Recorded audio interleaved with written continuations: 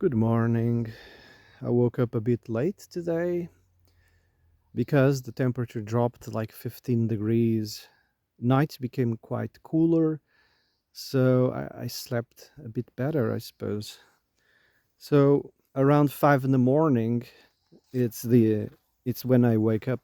This time it was 7, you know. So as I was making breakfast, I was listening to some information.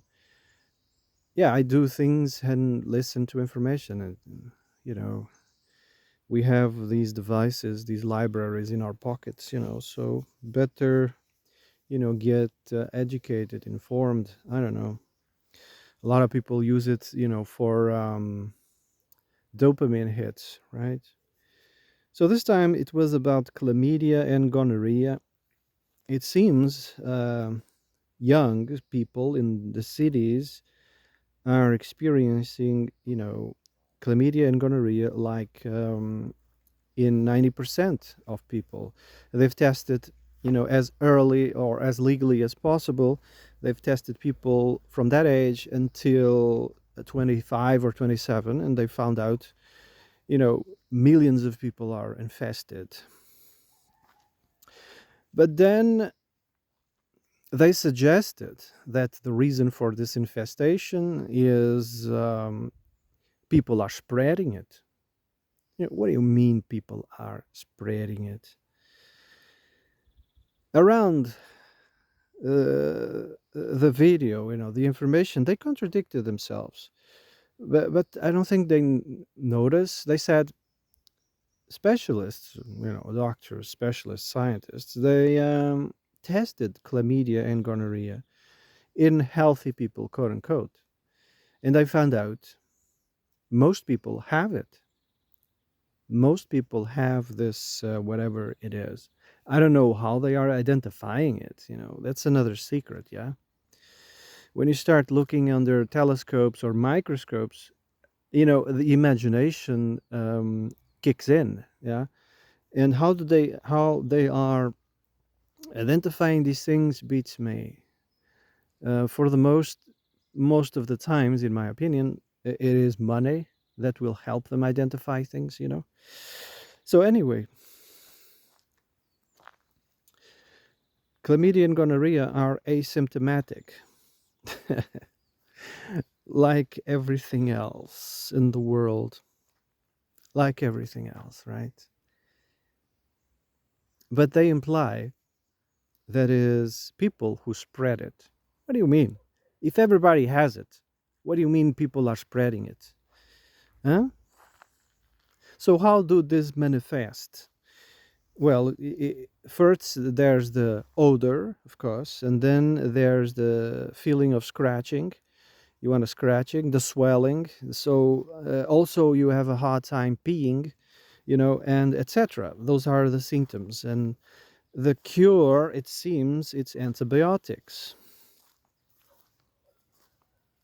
By the way, why are they doing antibiotics when they get a flu? You know, that seems to be the common treatment nowadays. So, is it really a flu? You know, why do they need antibiotics? Anyway, in my opinion, it's the terrain. It's the terrain. It's hygiene. It is nutrition and stress that manifests imbalances in the body. Yeah, that's my opinion. City life, city life is really filthy. It's dirty. Yeah, water is not clean. The air is not clean. The food that you eat is not clean. Everything is industrial.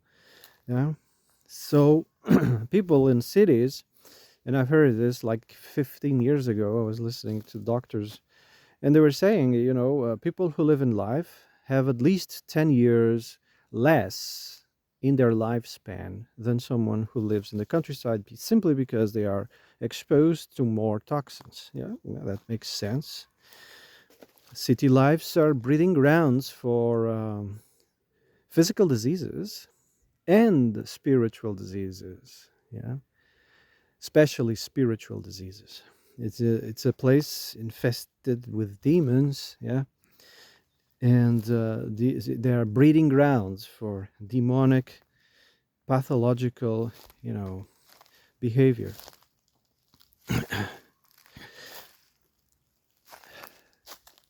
Our bodies, when present with toxins, they will use every orifice to expel it.